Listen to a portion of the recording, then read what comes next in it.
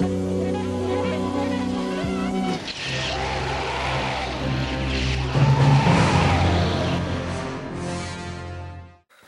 sucked. That's it. The review's over. It sucked. Get out of here. Oh, you're just pissed because Carl Denham died. I'm happy Carl Denham died. Fuck that fucker. Hey guys, it's BigJackFilms here, and I'm with Studio 95, aka Bradley Dunn, aka Herbert, who is Herbert and Kong. And also, I don't think I've ever mentioned this, he's actually played King Kong in my remake. I've never told that to anybody. You never said that on any of my channels. Yeah, guys, wow. This guy was King Kong in my whole fucking remake, because he was an absolute sport. And also, just out of the way, reached 1,000 subscribers on this channel. Holy shit. Just literally, we came home, we came all the way from the Toronto, and we drove back. Well, my dad drove us back, but we ended up coming back, and I checked my YouTube channel to see if anybody was essentially, oh my god, the focus is fucking terrible.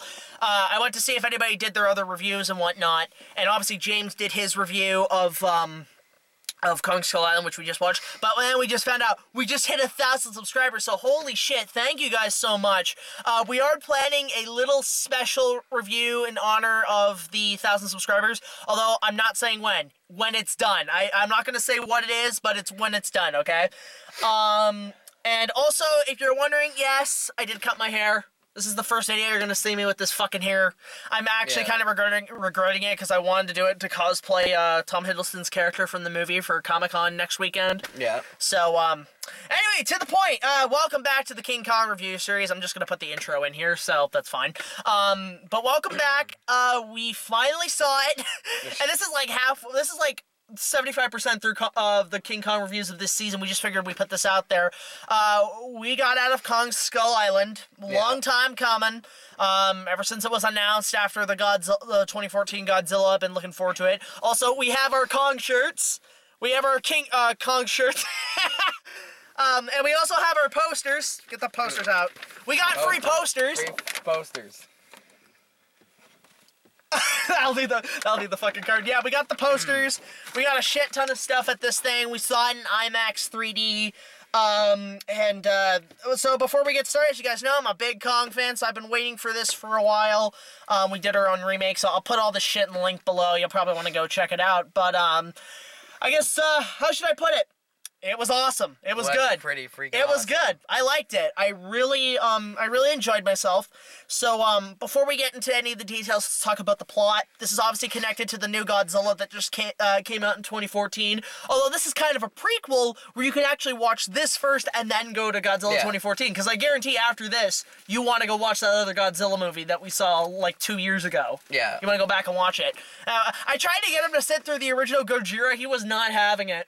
At the time, no. I'm sure if I was in the proper mood, I would get more into it, but at the time, I just felt bored as shit. Yeah, it was like late at night, too. Yeah. We were just doing something to do to kill the time. So anyway, the plot is basically, it actually takes place right when Vietnam is ending, the Vietnam War. We actually see Richard Nixon saying, oh, by the way, the war is ending, all you troops can go home. But anyway, it starts off, it starts like a King Kong movie. It starts with, the exploration I'm just gonna put the light on here. It basically starts like a Kong movie where, this guy wants to go to an island and, basically find this uncharted island, Skull Island, and it's got the cliche. So it's got, the Carl Denham character, John Goodman, who I thought was the best character in this movie. Yeah, he was definitely one of the best. He was really good in this. So he was, I forget what his name is, so we're just gonna compare it to the other characters, so fuck it. He's Carl Denham, and he's with his, I guess, the Black Herb, I guess? Black Herb? Black Herb. I have no idea what his name is, but he was good in it too. But anyway, so they go to,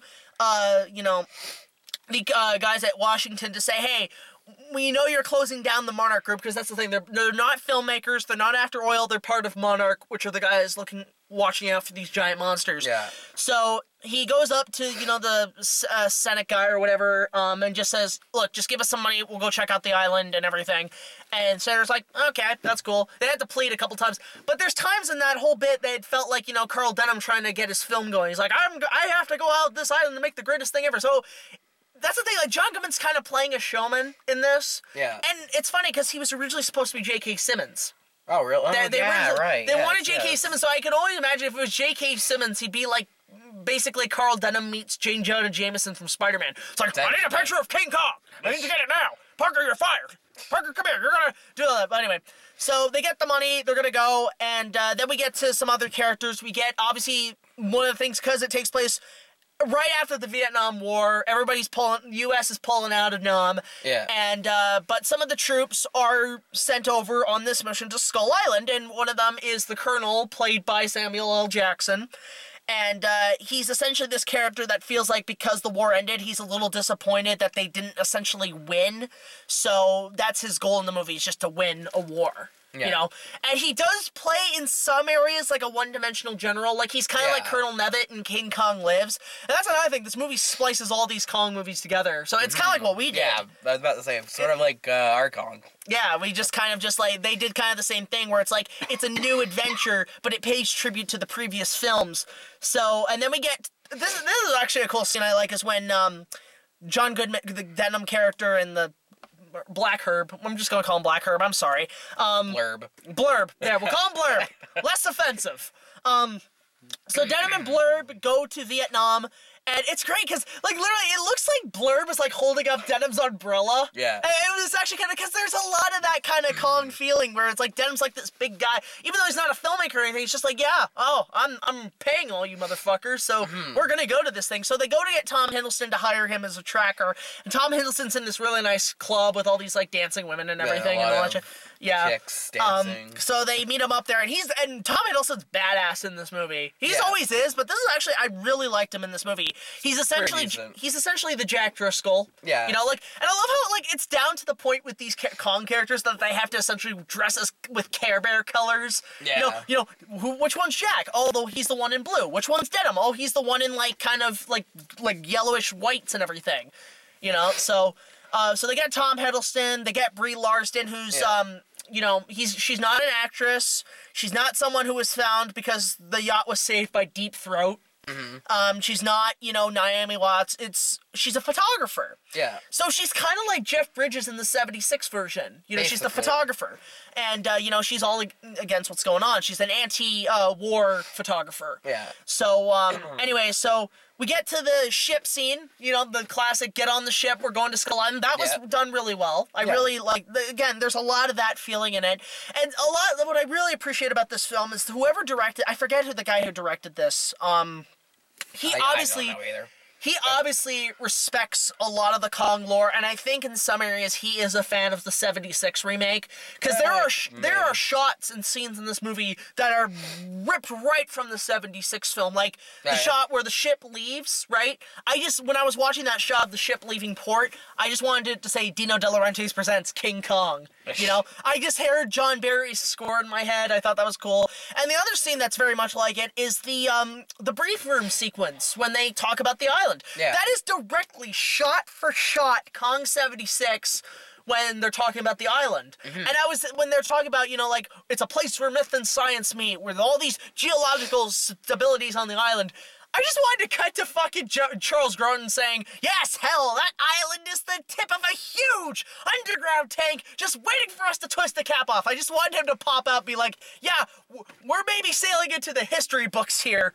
You know, there was a lot of that in there. It had that atmosphere, which I love, because I love how King Kong is basically a story that takes place in the 1930s, but I do like a couple of Kong movies where it takes place in, like, a present-day timeline. Yeah. You know, where it's more helicopters instead of airplanes. Even though that wasn't modern day, but yeah. Yeah. Oh, speaking of airplanes, the movie begins, actually, with John C. Reilly's character as a young guy, as a World War II fighter pilot, being in a dogfight with this guy. They crash land, and then something happens. That was right out of the 96 script. Shit, hang on.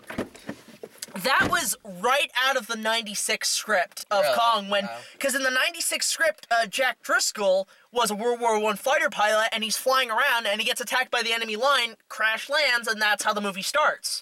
So it was that was like, okay, that's what I like about these movies with franchises now. They're taking old ideas that haven't been used, and they're bringing them into the newer stuff. You know, you notice that a lot with movies, is that they're taking old ideas that were never used and just, you know, making them a new idea.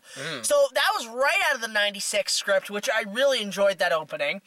That was a good opening, yeah. So we get to the island, and we get to the fog. It's the classic Kong. But this time, instead of the ship sailing through, which they have a discussion like, should we go through, should we not? Very Kong-esque, you know, deciding if they want to go through. So instead of taking the ship through, they take choppers in. Oh, yeah. And that scene was really cool, because we actually see why nobody really gets off this island alive, because the fog... a big storm. Exactly. The fog is like a big hurricane. Yeah, essentially. You know? A big, foggy hurricane. And that's the thing, like, we saw it in IMAX. Go see this in IMAX, because this is something, like, you gotta see a King Kong movie, like, in IMAX, because it's the best way to see the 8th wonder of the world, you know? The greatest show on earth.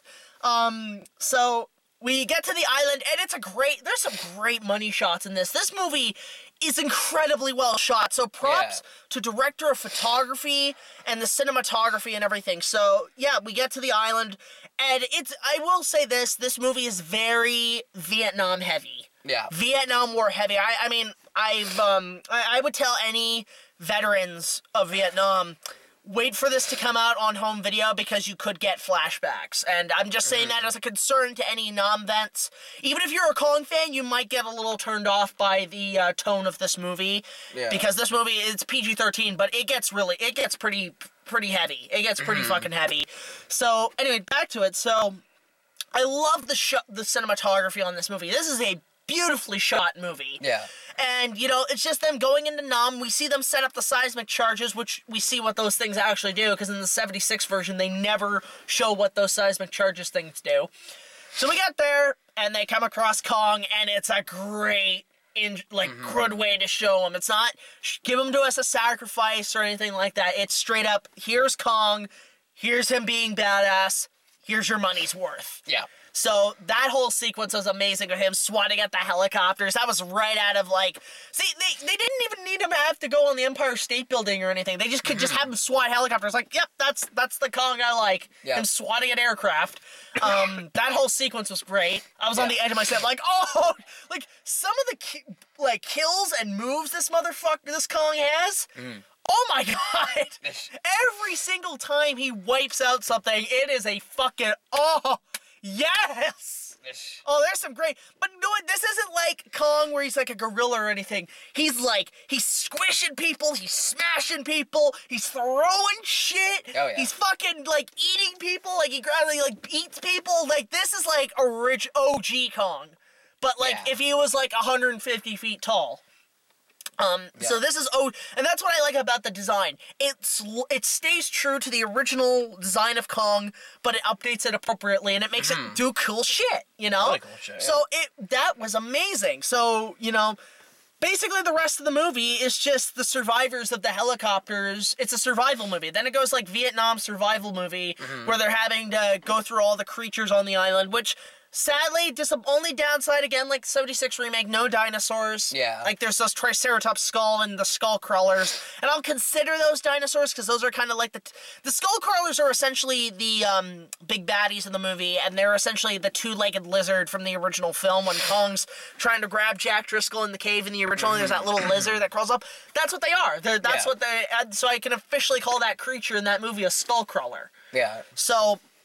the whole movie is just, the rest of the movie is, you know, survival, finding, you know, battling the creatures, having Kong fight them. And there's some good creatures. The skull crawlers are great. I'm really digging those designs now. I was a little iffy. There are a few creatures that are a bit iffy. The giant tree bug. What the fuck was that? Oh, yeah. Yeah, that was weird. That was really weird. There was, the buffalo things, which... when they see the one in the swamp and it rises up, I liked it. That was a cool shot. That was great. But it just, that would have been better if it was a dinosaur. Yeah. Would have been better if it was, a brontosaurus or a triceratops or something in the swamp. Or Parasaurolophus. Yeah. There you go, Herb. You're having flashbacks to when you died.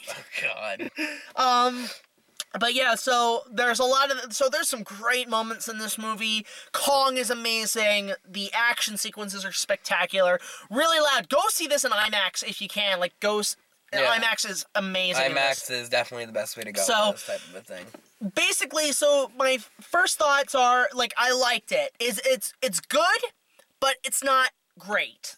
And the reason I say that is because the only downsides I have to the movie, where maybe it's because I've just seen all the fucking trailers and TV spots for this thing, and it's only because you guys are essentially getting two reviews. You're getting the first thoughts here, and then you're getting an actual King Kong review in May. That'll be coming out at the end of May. But first thoughts is like, maybe it's because I've seen all the trailers and I pretty much essentially spoiled myself. Yeah. This movie's good, but there are times where it did feel a little underwhelming. Especially with certain bits in the movie, like Kong. Most of the stuff you see in the trailer, that's what you see in the movie. Yeah. Yeah. Like, they kind of did what they did with Godzilla, where they teased him. Like, it wasn't even teasing. Like, they show Kong. They show great, like, it's there. You see the shit, but it just makes you wish for a little bit more. I think. I wish if they had a bit more Kong in this movie, it would have been great. But every scene he's in is great. You know, the helicopter scene, him fighting the octopus, which I thought was hysterical. Because he's like, you know what? He's not even fighting it out of, like, trying to fight it. It's fucking calamari. Yeah. It's like, oh, cool, lunch. He, like, slurps it like spaghetti and shit. That was great. The scenes where he's, like, in the water, he's washing off his wounds. Like, there's some great detail with Kong in this movie. ILM did a great job doing this movie. Yeah, ILM finally did a Kong movie because they were supposed to do it in the late 90s with BBC, but that didn't fall through. So, anyway, so the scene with the octopus, the scene with, what is it, like the skull crawlers, and, you know, all the fight scenes are great. I'll talk about that final kill in a sec. Actually, one thing I wanted to talk about, I noticed this in the trailers because they said they weren't doing the Beauty and the Beast angle. Yeah. And they kind of don't, right? They kind of do and they kind of don't, but it's not like Kong loves her. It's more like, you're my friend, you know, you're my buddy. Because this cracked me up. When Brie Larson in the scene first comes face to face with King Kong, and she's looking up at him, and this guy's 150 feet tall. Like, you know what, our Kong was about where the top of his legs go. Oh my god. Right? That's how big this motherfucker is. Like, our Kong was like a dwarf, a dwarf compared to him. But when Kong first looks at her, like, she basically, they're at the village wall, right? And I'm like, I did not expect the wall in this movie, and it's a cool wall. Like, they have spikes and shit. It's a cool wall. So I was like, okay, props, you know, you got the wall. You know, I was thinking they weren't going to do that, but they did. But she leaves the wall, which, first of all, dumb move. You know, stay in the village. Don't go out there, you know that. But she goes out there, and she comes across Kong, and Kong just looks straight down at her, and you're thinking, oh, fuck, she's gonna grab her and take her to the jungle, right? He just looks at her like, oh, you're kind of pretty. Bye, see ya. Bye, bitch. And that cracked me up because, like, it goes completely out of nowhere. Kong is usually the guy who says, ooh, hot chick, I'm gonna grab her and take her out, right? No, he says, yeah, you're just a small little pest. I have no reason to keep you. Fuck you, bitch. It's almost like he was looking at her, and he's like, sorry, sweetheart, I've dealt with enough chicks, and every time I deal with a really hot blonde chick, it goes completely wrong, so no. I end up getting a shitload of bullets up my ass, so no, sorry, bitch, I'm out. That was funny, so that was hysterical. So the Beauty and the Beast angle, it's kind of there, but it's not the theme of the movie. It's not what this movie's about. Because this movie is a straight up action B movie. Yeah. Yeah, so they've taken King Kong, like, it's basically King Kong movie. It's a King Kong movie mixed with Apocalypse Now, Platoon, and a bit of Jurassic Park 3. A lot of Jurassic Park. This is Jurassic Park 3 done right. Yeah. Because then, guess what? Your hero monster does not fucking die. In fact, Kong lives in this movie. This should be called King Kong Lives. This is the one that should be actually, because at least in this one, he fucking lives. But, so it's King Kong, Apocalypse Now, Jurassic Park 3, and the other minor thing I have a problem with... The other minor problem I have with it is that it does suffer from what I call Marvelitis. Meaning, they're trying to be Marvel, they're setting up for other movies. There's a couple times where it's like, hey, look at this. We're setting up for the next one. We're setting up for Godzilla 2. We're setting up for King Kong versus Godzilla. That's happening. King Kong versus Godzilla. Vote in 2020. You know, there's the real fucking election. So it did feel like it did have a bit of Marvelitis, where yes, we get it.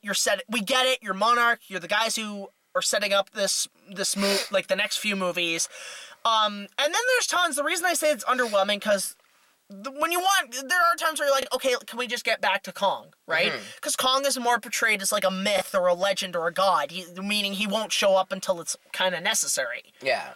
But the other thing is some of the characters, there are times where it's like, you know, I'm interested, I love all the characters in this movie. But there are times where it's like, you know, why aren't you doing anything? I look at like Tom Hiddleston. He's great in the first act.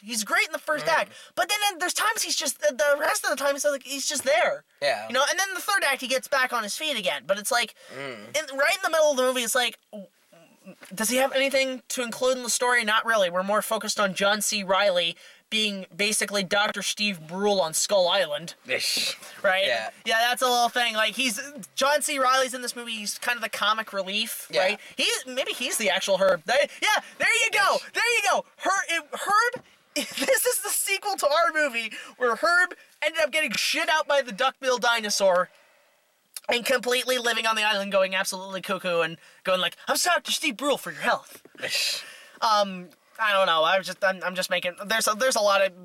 We can tell like there's a lot of jokes we can make of our movie compared to this one. Yeah, for sure. But yeah, there's times where these characters are just kind of there, and we focus on other characters in this movie. But yeah, it was great. And, you know what? I thought this was hysterical when John Goodman bit the dust, right? Which I was a little disappointed. You were looking at him like, oh, yes, Denim died, paid back's a bitch, motherfucker. That was, come on, you were thinking that. Yeah. You were thinking that. That was funny. So, yeah, great scenes. The kills in this movie are insane. Like, there's a guy, one of the Vietnam soldier guys, they're, like, in the bamboo forest, and there's the giant spider, which that thing was cool. Right? Yeah, that's cool. The spider's leg, which is connected to, like, it's camouflage in the bamboo, goes right through this guy's fucking mouth and spikes him into the ground. Holy shit!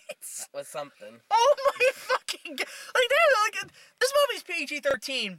And they stay, but this is a worthy PG-13. Like, you know it's PG-13. But there's a couple times it's like, this is leaning towards an R. You know, there's some violence in this movie. So the guy getting spiked by one of the spider's legs, that was a good kill.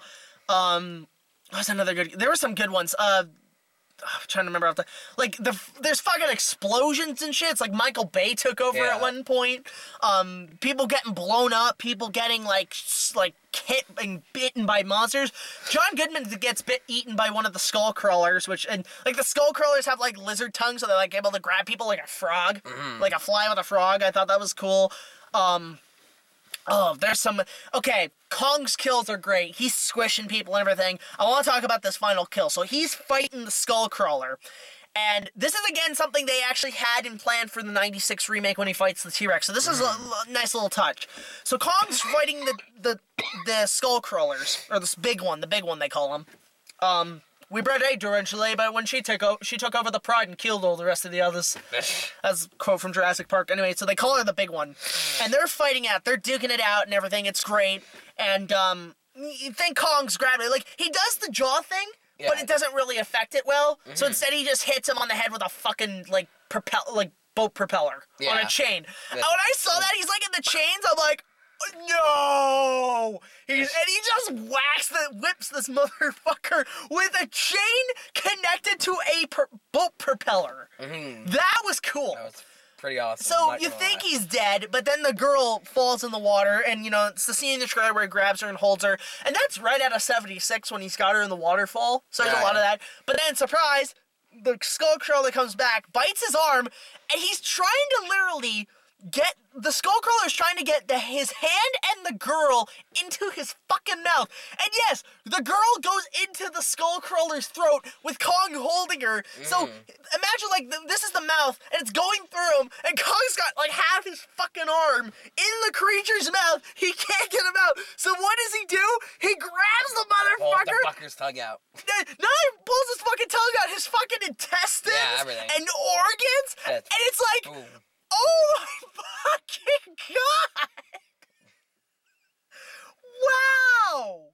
That's when King Kong became fucking Scorpion from Mortal Kombat. Yeah, basically. Yeah, get over here! It's a Mortal Kombat move. Like, you know what now? I want another fucking Primal Rage game. That'd be cool. Make another Primal Rage game where the ape guys rip the fucking cords out of, like, fucking dinosaurs' bodies. You know? But, that was great. We got a big applause on that moment. And that was great. So, the final kill was good. And, of course, they let Kong live, which is great. Yeah. There's one thing I do have to point out with the PG-13. They do drop the F-bomb in this movie. Yeah. But if you think it's Sam Jackson, no, it's not. No. You think he would, although there's one line I like is when the photographer's saying, no, don't kill Kong. And he's just like, bitch, please. Yeah. That's the thing. The actors are just being themselves. So Basically. Sam Jackson's being Sam Jackson. John Goodman's being John Goodman. Tom Hiddleston's being Tom Hiddleston. They're all being essentially their regular characters they play in other movies. But it's funny because John C. Reilly drops the F-bomb, and that was funny. That was out of nowhere. Funny. And then when they basically the capture Kong scene, but in this case they're trying to kill him, and the way they try to kill him is essentially lighting a lake on fire and burning the motherfucker, which you just pissed that bastard off. Yeah. You just pissed Kong off with a fucking fire. Holy shit. When I saw it, I'm like, oh my god! They just lit Kong on fire! This is worse than when he burned up in the backlot tour. Oh. Nice. Oh, I apologize. That was a really bad joke. So he's down, and they set up like these detonators around him, so they're gonna blow him up, right? And so then the big Skullcrawler comes out. Kong wakes up. Sam Jackson just looks like, oh shit, right? He's got this oh shit face, and and this is what happens. He's just saying, die, you motherfucker. You think he's gonna say it, but Kong's just like, nope, you already did your one fuck in this PG-13 movie, smash! And so, gone. Yeah, so Sam Jackson's like, oh, die, you mother... That was a good in-joke. That was funny. There's a lot of great in-jokes in this movie. So anyway, it ends. They all get off the island. Hooray. John C. Reilly sees his kids, and it's all shot like the ending of Super 8, where they show the film, but it's like a Super 8 film. Yeah, it's a Super 8 film. And you know, he's there and he sees his kid and everything. And one thing I did notice as a little kind of tribute to the original, I don't know if it was intentional or not, but the cab that he takes back home, the cab number says 1932. Yeah. That was the same year they started shooting the original Kong, which I thought was a nice touch.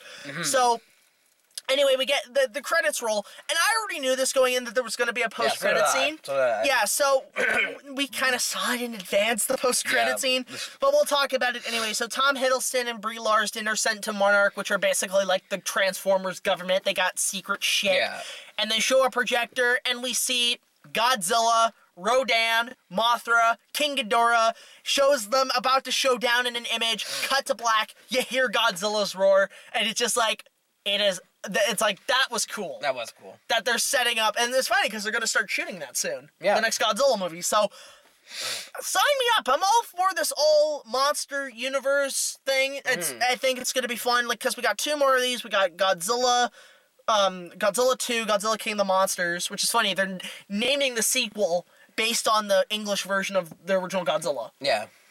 And then we got Godzilla vs. Kong in 2020. Yeah. So, but yeah, so final thoughts on the movie. If any, like, it's kind of hard to give it a scoring right now because I'm probably going to go see it a few more times, maybe like two more times, because I am going to be writing my review as well, but I'm also going to see it a couple times just so I can get a good impression on it. But the best thing I can do is compare it to the other films.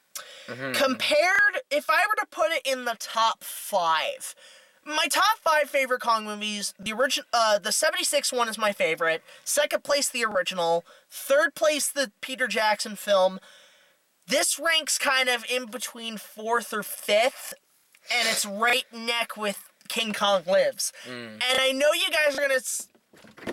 guys are gonna say you're fucking insane. Like this, like how can you compare this as equally good as King Kong Lives? This is better than King Kong Lives. I will say that. This is better. Oh, yeah. But it's just kind of tied between 4th or 5th place. Because even though King Kong Lives is a bad movie, I like it. I think it's like, I mean, it's, in terms of like budget, it's like the effects and budget, it's not that good. Like there's some stupid shit in the movie. But I overall think it's a pretty, it was kind of unnecessary. It was an unnecessary sequel. But as an unnecessary sequel, it was perfectly fine. Yeah. Right? It had bullshit in it, but I accepted it. But this one is better. So I would maybe put it at number 4 as the 4th best Kong movie. I think overall it was incredible shot. This is one of the best looking Kong movies. I will say that. Because they shot it on real locations, Vietnam, Hawaii. Yeah. It's the best looking shot Kong movie. Like best cinematography. Sound is great. Effects are great. Characters great. I just feel like maybe it's a little underwhelming and it suffers from Marvelitis that it stops it from being a really good movie. Compare this to Godzilla. I like this better than Godzilla. Yeah. Than the recent Godzilla. Comparing that. So comparison to the other Kong movies, this is like number 4 best one. Compared to Godzilla, this is better. Compared to our remake, it's better. Well, obviously it's better because they had fucking $200 million on this shit. Ours, but like, well, actually, because I like my version, maybe a little more than this one, but maybe that's just me being like I love my films as a whole. But yeah, I'd say overall it's the 4th best Kong movie. So, Brad, your overall final thoughts. I thought it was a really fun movie. Not the best Kong, but it had its moments. Pretty much whenever Kong was on screen, I think those were the best moments, in my opinion. The characters, they weren't too bad. I felt Tom Hiddleston's character was a little bit bland at times, but good at times, too. I like John Goodman. One character, actually, I enjoyed was John C. Reilly's character. Yeah, he was good. I liked him. I thought he was pretty funny. He was funny. Brie Larson was okay. Everyone else was okay. But yeah, it's a fun Kong movie, but it's not the best. Yeah. But it's still like a lot of fun. I'd watch it again. Oh yeah, I'm gonna see this like 2 more times if anything. Like maybe 1 more time, but I'll maybe try to do 2 if I can. I might go see this in Ultra AVX, and I might just go see it in regular just to compare everything. Because the 3D was good. Like the 3D was good. Yeah. So if you're gonna go see this movie, if you're a hardcore Kong fan, go see this in IMAX 3D because that is the only way to experience Kong, in my opinion. Yeah. If you're gonna see something King Kong related, see it on the biggest thing imaginable. You got to see it on the biggest screens, the biggest attractions. So, yeah, I think it was good, but it could have been better. It could have been a little bit better. So, what would you score it out of 10?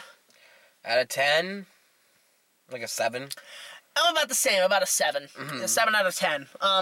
But yeah, that's it, guys, for our review. King Kong reviews will obviously continue because I'm putting this up right after we've seen it. So this is like right, because the King Kong reviews season 3 hasn't even finished yet. No. So like we've got like there's a few more episodes coming in, but I'm just posting this just to get it out of the way and obviously because you people have been asking me so many times my thoughts on this movie.